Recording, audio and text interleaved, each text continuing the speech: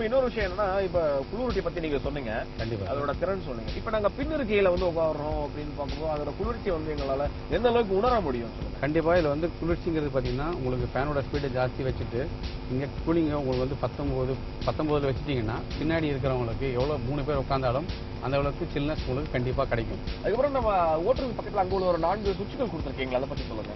இதுல வந்து பாத்தீங்கன்னா இதோட சுவிட்ச் பீன் ஒன்று போட்டிருக்கு. இது வந்து பாத்தீங்கன்னா ரிமோட்டுக்கு உண்டான ஒரு செக்யூரிட்டி அலாரம் சிஸ்டம், ஒரு பட்டன் ஒன்று இது வந்து button start. Button start, push button stop இருக்கு. அடுத்த பட்டன் வந்து பாத்தீங்கன்னா இது வந்து ஃபாக் லேம்ப்ஸ். ரொம்ப குளிர்காலமா இருக்கு, ரொம்ப ஒரு ஹைவேஸ்ல போயிட்டு இருக்கீங்க, உங்களுக்கு ரோடு கீழ் பக்கம் உங்களுக்கு கண் தெரியலன்னு போது பாத்தீங்கன்னா இந்த ஃபாக் லேம்ப்ஸ் உள்ள நீங்க சுவிட்ச் ஆன் பண்ணி போகும்போது பாத்தீங்கன்னா உங்களுக்கு முகப்பு விளக்கும் ஃபாக் லேம்ப்ஸ் சேரும்போது பாத்தீங்கன்னா உங்களுக்கு ஃபுல் வியூ உங்களுக்கு கிடைக்கும், ரோடோட வியூ. மூணாவது சுவிட்ச் வந்து ஹெட் லேம்ப் லெவலிங் டிவைஸ்ன்னு சொல்லுவாங்க சார். இது என்ன விஷயம்னா, இப்போ வந்து ஒரு மலை பிரதேசத்துல நீங்க போயிட்டு இருக்கிறீங்க, ஒரு ஸ்லோப்பான ஒரு ஸ்லாண்டிங்கான பொசிஷன்ல போயிட்டு இருக்கும்போது வந்து பாத்தீங்கன்னா ஹெட் லேம்போடைய வந்து லெவல் வந்து பாத்தீங்கன்னா மேல அடிக்கிறதுக்கான வாய்ப்புகள் கண்டிப்பா இருக்கு. எவ்வளோ வெயிட் உங்களுக்கு பின்னாடி ஏறுதோ இல்ல மேல ஒரு பிரயாணம் பண்ணும்போது அதை நீங்க ரோட் சைடு கொண்டு வரதுக்கான ஆப்ஷன்ஸ் தான் இது ஹெட் லேம்ப் லெவலிங் டிவைஸ்னு சொல்லுவாங்க. புஷ் பட்டன் ஸ்டார்ட் ஸ்டாப்னு இப்போ கொடுத்துருக்காங்க, இன்ஜின் ஸ்டார்ட் ஸ்டாப். நீங்க ஆன் பண்ணும்போது பாத்தீங்கன்னா கிளச்சை பிடிச்சிட்டு இங்க உங்களுக்கு சிம்பிள் ஒன்று வரும், உங்களுக்கு இங்க பாத்தீங்கன்னா தெரியும் உங்களுக்கு பட்டன் ஸ்டார்ட் பண்ணும். இதான் இது அமுத்துனீங்கன்னா வண்டி ஸ்டார்ட் ஆயிடும். இந்த வாகனத்தை இயக்கிறதுக்கு வந்து சாதாரணமா ஒரே ஒரு அமுக்குல இயக்க முடியும். கண்டிப்பா சார். அதே மாதிரி அதையும் ஆஃப் பண்ண முடியும் வண்டி. அதே மாதிரி ஒரு நீண்ட தூரம் பயணம் போறோம் அப்படின்னா இந்த இருக்கையில நான் உட்காந்துருக்கேன் அப்படின்னா அந்த கால் நீட்டக்கூடிய அந்த இடைவெளியை பத்தி சொல்லுங்க.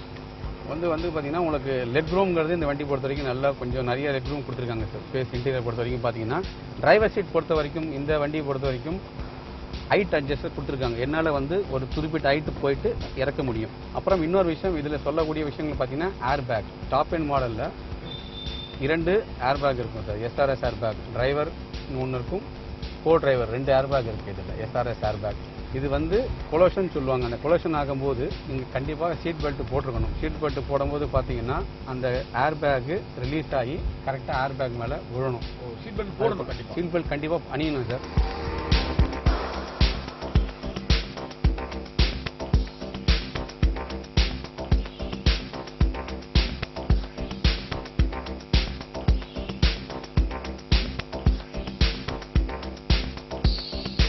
இந்த இருக்கை பார்க்கும்போது ஒரு 3 நபர்கள் தாராளமா வந்து அமர முடியும்.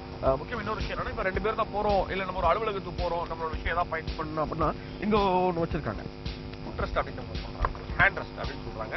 தரவை இப்படி வச்சுட்டு நம்ம இதனால சாப்பிட முடியும். இல்ல நம்ம லேப்டாப் ஒரு மடிக்கணினி வச்சிருக்கோம் அப்படின்னா தாராளமா இது மேல வச்சு நம்ம பயன்படுத்த முடியும். ஒரு சுகமான பயணம், அந்த குளிர்ச்சியோட அந்த காற்று குளிர்ச்சி வந்து என்னால இங்க உணர முடியுது. அதே மாதிரி ஒரு உட்காந்து ஒரு நீண்ட தூரம் பயணம் போறோம் அப்படின்னா அப்படி சாதாரணமா இப்படி உட்காந்து நம்ம அப்படி கண்ண மணி தூங்கிட்டு போயிட்டு இருக்காங்க. எந்த ஒரு அழுப்பும் தெரியல. எவ்வளவு தூரம் பயணிச்சு கொண்டு எனக்கு தெரியும், கிட்டத்தட்ட ஒரு 10-15 கிலோமீட்டர் நம்ம இந்த மகிழ்ந்து வந்துட்டோம். ஆனா எந்த ஒரு சோர்வும் என்னால உணர முடியல. முக்கியமா இங்க கால் வைக்கக்கூடிய இந்த இடம் பார்க்கும்போது நம்மளால அப்படியே நல்ல காலை வந்து முழுவதும் நீட்ட முடியும். அதாவது வடிவமைச்சு கொடுத்துருக்காங்க. அதே மாதிரி இங்க ஒரு தண்ணி குடுவைகள் வைக்க, வாட்டர் பாட்டில் வைக்கிறதுக்கு கொடுத்துருக்காங்க. அப்புறம் சேஃப்டிக்காக நம்மளுக்கே வந்து இருக்கக்கூடிய இந்த பவர் விண்டோஸ் நம்ம சொல்லுவோம். அப்புறம் இங்க ஹெட்ரஸ் இது தனியாக கொடுத்துருக்காங்க. இந்த கண்ணாடிகளும் ரொம்ப அழகா ரொம்ப தெளிவாக கொடுத்துருக்காங்க. இங்க பார்க்கும்போது பொருட்கள் வைக்கக்கூடிய இடம், இப்படி எல்லாமே உட்புறமும் நம்மளுக்கு பிடிச்ச மாதிரி நிறைய வடிவமைச்சிருக்காங்க. அதான் இந்த Maruti Dzire, Maruti Swift desire.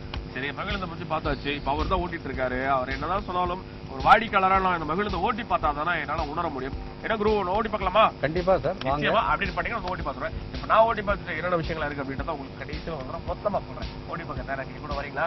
வாங்க போலாம்.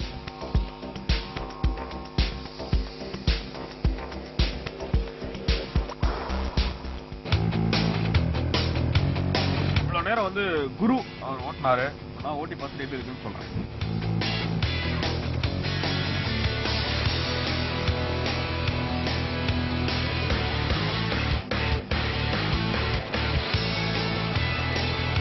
மாருதி ஸ்விஃப்ட் டிசையர் நிச்சயமா அவர் சொன்ன மாதிரி என்னால ஒரு நல்ல ஒரு பயணத்தை உணர முடியுது. எந்த ஒரு சாலையில போனாலும் நம்மளுக்கு ஏற்ற மாதிரியான ஒரு இந்த மகிழ்ச்சி கொடுத்துருக்காங்க. நிச்சயமா இதோட கட்டமைப்பு பத்தி நிறைய விஷயங்கள் சொல்லி ஆகணும். சொன்ன மாதிரி நம்மளால எல்லாமே உணர முடியுது. இந்த முன்புறம் இருக்கக்கூடிய இந்த கண்ணாடிகளை பத்தி சொன்னாரு. முன்னாடி என்ன போயிட்டு இருக்கு, அதுல என்னென்ன விஷயங்கள் இருக்கு அப்படின்றது ரொம்ப அழகா, ரொம்ப ஒரு அகலமான திரளை கொடுத்துட்டு இருக்கு. ஆனா உணர முடியுது. இதோட டேர்னிங் ரேடியஸை பத்தி சொல்லியிருந்தாரு. பார்க்கலாம் டேர்னிங் ரேடியஸ் எப்படி இருக்கு அப்படின்னா. பொதுவாக நம்ம ஏதாவது ஒரு யூ-டர்ன் பண்றோம் அப்படின்னா ஒரு சின்ன சாலை இன்னொரு சாலையா இருந்தாலும் வளைக்கிறதுக்கு ரொம்பவே கஷ்டப்படுவோம். போயிட்டு உடனே நம்ம ரிவல்ஸ் வரணும், பின்புறம் பார்க்கணும், நிறைய பிரச்சனைகள் இருக்கு. ஆனா இந்த வண்டியை பொறுத்தவரையும் ரொம்ப சாதாரணமா நம்மளால ஓட்ட முடியுது.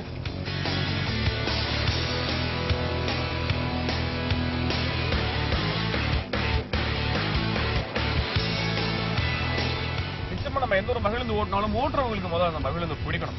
நம்ம ஒரு தனியா வண்டி ஓட்டுறது வந்து எவ்வளவு பேருக்கு எவ்வளவு பிடிக்கும் அப்படின்றது நமக்கு நல்லாவே தெரியும். ஆனா இந்த வண்டி ஓட்டும் போது நிறைய விஷயங்கள் பிடிக்குது. நம்மளுக்கு பிடிச்ச மாதிரி மகிழ்ந்து ரொம்ப அழகா வடிவமைச்சு கொடுத்துருக்காங்க. ஓட்டிக்கிட்டே இருக்கலாம், ஒரு நீண்ட தூரம் மதுரை வரையும் அப்படியே போயிட்டே இருக்கலாம், தோணிட்டே இருக்கு.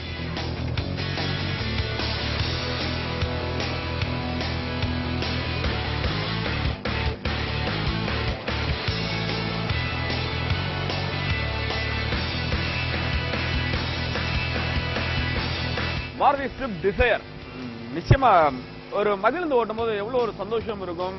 ஒரு தனியா ஒரு பயணம் போறதுக்கு நம்மளுக்கு ஏற்ற மகிழ்ந்து, அதுவும் வந்து மைலேஜ் பத்தி கவலைப்பட வேண்டியது கிடையாது. நம்ம குடும்ப உறுப்பினர்கள் ஒரு சுகமான ஒரு நீண்ட பயணம் போகணும், ஒரு குடும்ப சுற்றுலா போகணும் அப்படின்னா நிச்சயமா எல்லா வகையான மகிழ்ந்தும் எல்லா தேவைகளுக்கும் ஏற்ற மாதிரி ஒரு மகிழ்ந்து கிடைக்காது அப்படின்னு நம்ம வந்து சந்தை வந்து அழகு ஆரம்பிக்கும்.